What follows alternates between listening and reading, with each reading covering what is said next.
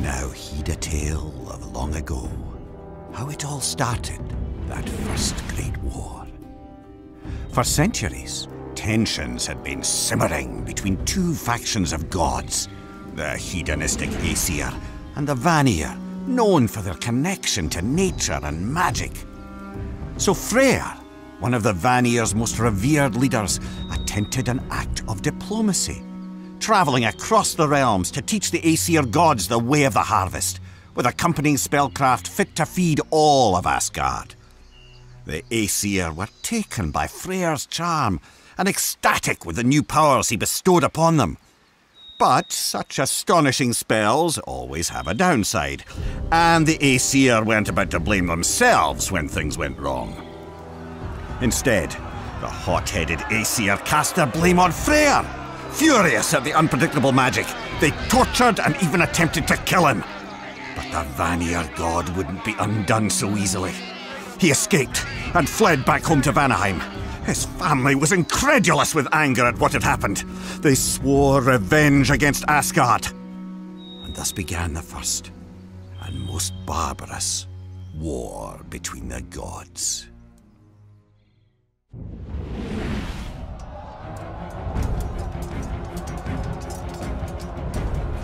Skirmishes between the Aesir and Vanir continued for centuries. Odin, the proudest of the Aesir, sought an end to the back and forth. So he assembled the largest army ever seen and marched it toward Vanaheim. Fear and deference cloaked the landscape as the Aesir soldiers stomped across it. For the king of gods had never lost a battle, and he surely never would. But as the throngs of troops descended upon the lush pastures of the Vanir kingdom, the fearsome army was falling back 2 steps for every advance it made. None could match the pure brute force of the Aesir attacks, but the merciless soldiers had never encountered so many Vanir gods casting Seidr magic at once. With colossal damage done on both sides, the Aesir eventually retreated. Odin's conquest had failed, and the warring factions of gods found themselves stuck in a stalemate once again.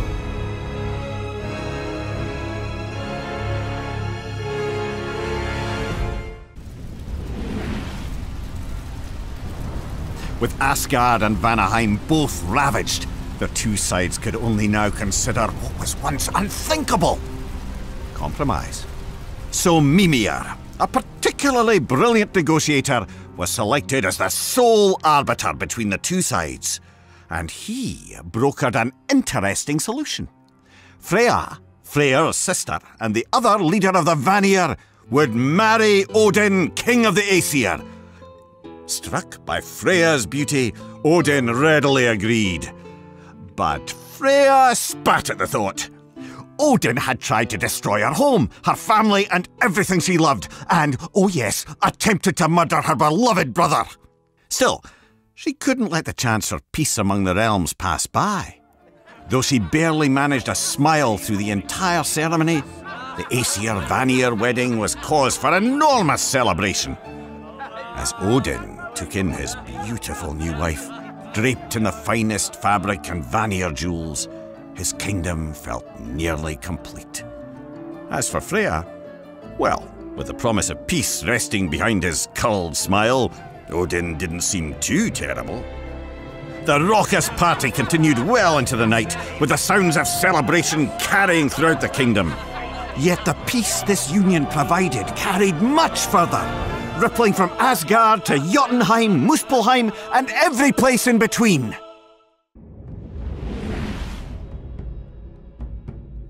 Married life for Freya was tolerable at first. She taught her husband Seidr spells, and though the high goddess of the Vanir missed her home, she was bestowed with new purpose here. But as Freya became more content, her husband only grew less so. Odin was consumed with the idea that Ragnarok, the battle said to end all things, was imminent. He claimed the giants were behind Ragnarok, insisting that if he could destroy the Jotnar, he could stop the apocalypse. But he wouldn't make the mistake of simply gathering his armies this time.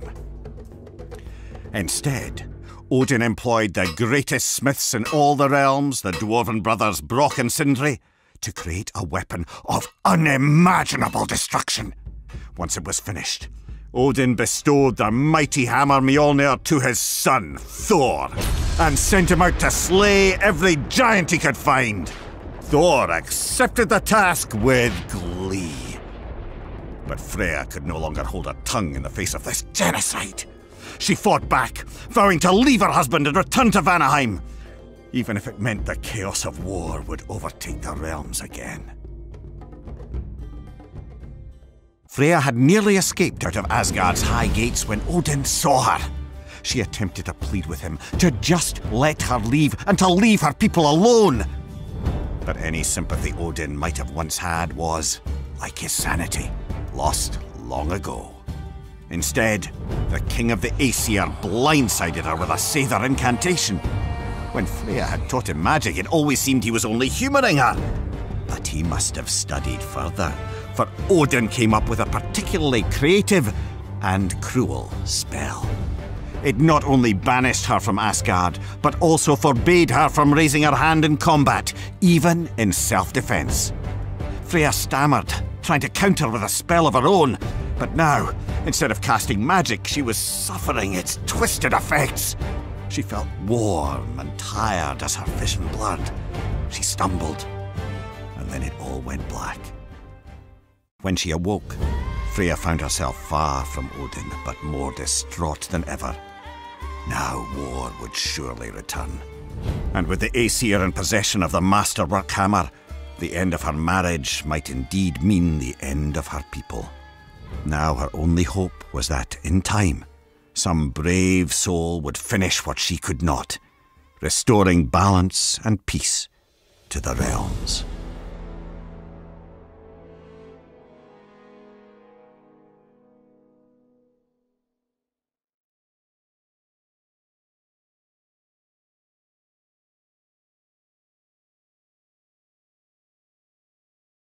Pre-order and get 3 shield skins for in-game.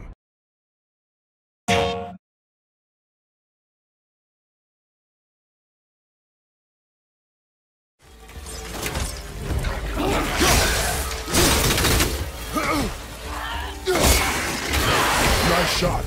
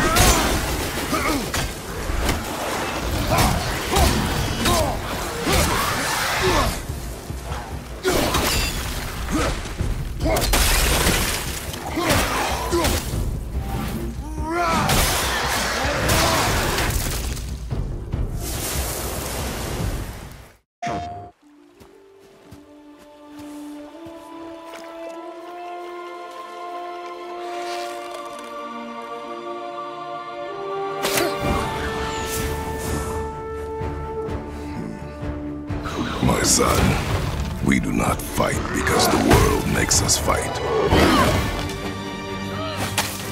We fight for a greater purpose. We forge into the unknown to fulfill the promise we made.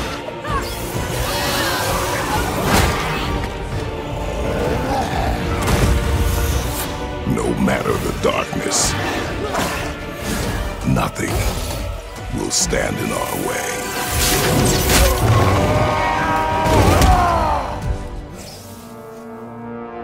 Again.